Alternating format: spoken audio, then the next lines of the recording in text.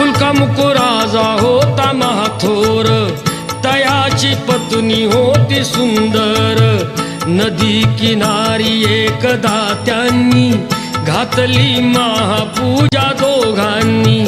आली एक नौका त्याच मार्गानी, नाव भरलेली पूर्ण द्रव्यानी. होती व्यापारी साधू बाण्याची, रीत पाहण्यास आला पूजनाची. उल्कामुक त्यास बोले ऐकावे, व्रत नारायणाचे आचरावे.